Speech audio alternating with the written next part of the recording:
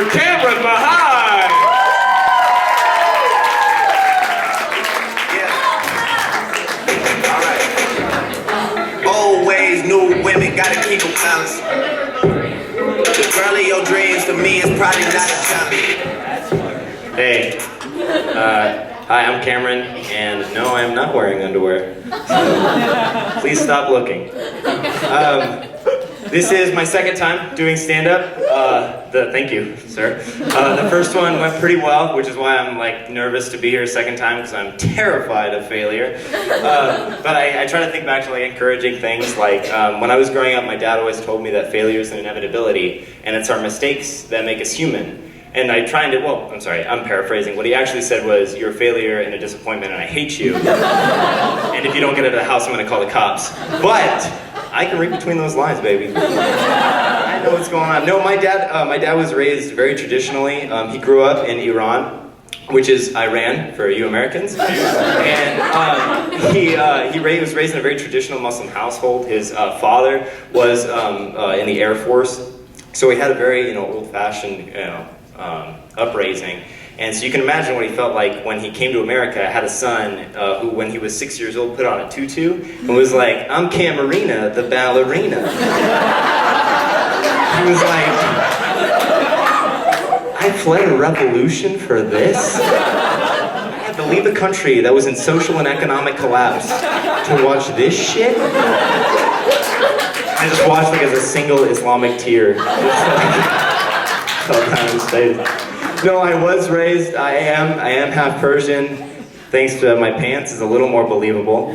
But I did look very American growing up and forever in my life, which is pretty cool actually, because I can eat really good food and I'm never prejudiced against, so that's neat. Except there was one time in 7th grade when this kid found out I was Persian and he was like, you're a terrorist. And I was like, I remember just feeling so excited. I was like, holy shit, this is what it feels like. And I was like, sir, I am not a terrorist, and you can't assume that based on my race. And he was like, no, you're a fucking terrorist. And I was like, oh, this actually sucks.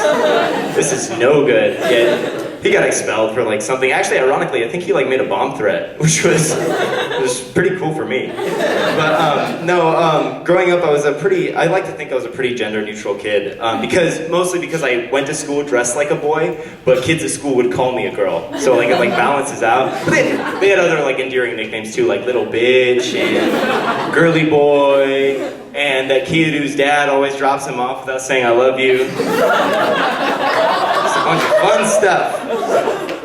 Sometimes when you meet someone and they don't remember your name, they'll say something like, I'm really good with faces, which is kind of the only body part that it's acceptable to be good with. You can't be like, oh yeah, guy from the party, I didn't remember you because I'm really good with toes. Oh, Jeff, I remember you. Or like, oh, can I see your hands? I'm really good with dirty fingernails. Oh, yep, girl from the party. They're always from parties, I don't know why, I don't meet anyone anywhere else. That's fun. I did some breaststrokes the other day, which would be pretty normal if I was swimming. But it'd still be normal if I wasn't by myself, but I was. It's kind of one of these. Like an unconscious like movement for like 10 minutes until like kids in class told me to stop. It made them uncomfortable. I was always kind of a class clown growing up because that's what people who don't have friends do. And I really wanted to keep that up during college, but that didn't really happen. Like there was this social movement. As soon as people got to college, they were like, yeah, people can't be funny in class anymore because everyone's like trying to learn.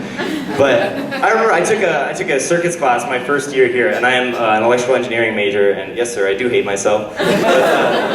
And we took this class and he was like, all right, and my professor was like quintessential nerd, and I loved it. Like he had like these huge glasses and like pants that were like, I'll show you.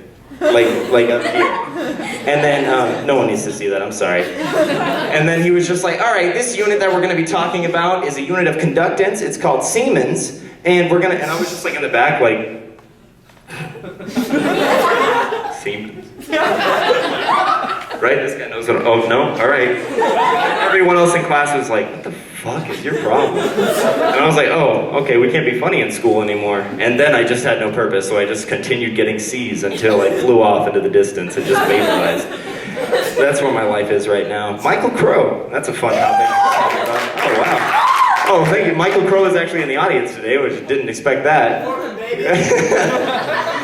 So a lot of people talk about the walk-only zones now, and they're a pretty big deal, especially if you're biking around. They've expanded them even more, and a lot of people think like ASU is trying to get more revenue and they have more students and they're too crowded to have bikes. But I think it's a lot simpler than that. Guys, I think Michael Crow doesn't know how to ride a bike. I think that's all it boils down to. And he's been year after year, he's just like, sons of bitches. Just like walking around, everyone's like, yeah, fuck you, Michael Crow, like riding on their bikes. Especially if you're like riding with no hands, you can flip them off twice. And he's just like, I'm done with this. And once he got enough money, he innovated a way to get rid of all those fuckers.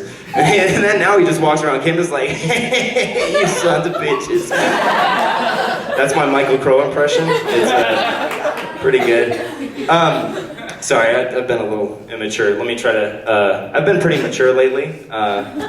Watching some documentaries now, so, ladies. The last one I watched was on the amateur porn industry. It's called Hot Girls Wanted, and it is amazing. I don't know if anyone's seen this shit, but it's like about how women are exploited in the amateur porn industry, and it's fucked up. And all these girls are always like, well, I didn't see any other way, like I'm young, and like it was such a good deal, and I figured like it'd only be a couple of times. And I realized these young girls have the same relationship with the porn industry that I do with Domino's Pizza. Like, I'm always just like, it's gonna be once. Like, I don't have any food in the fridge, I don't have a car right now, so I'll just order up, like, it'll be okay. Next thing I know, it's getting a little out of hand. You know, I've got a pizza profile on their website. I just press one button, it says order now, they've got my credit card info. And then they're like, well, Cameron, we'll see you soon. And it's, oh, the website knows my name. Even worse is when the delivery drivers, you know your name. They're always like, hey, Cameron, how you doing? And it's like, please don't do that. In both cases, though, you always end up with like a big mess on your chest. And yeah, nah, I don't like that either. That was bad news. The point is, there are some things you can't come back from, ever. Speaking of pizza, Little Caesars, new slogan that they have recently. I mean, I don't know how recently, just when I started paying attention to the pizza boxes. I eat a lot of pizza, fuck you, okay? But no, they have a new slogan aside from the pizza thing. They say, when it comes to quality, we're serious. No, Little Caesars, you're not serious. Little Caesars, no one gives a fuck what your pizza tastes like, alright? You can put cinnamon on it for all I care. I just remembered that was the thing right now. But, the thing is, that you're going to Little Caesars if you're A, broke, or B, stoned. In some cases, mine, both. And it's just a nice moment to have that Little Caesars pizza, you got the big mess on your chest. Have a good night. I love my father. My father was a good man, and I had a good upbringing.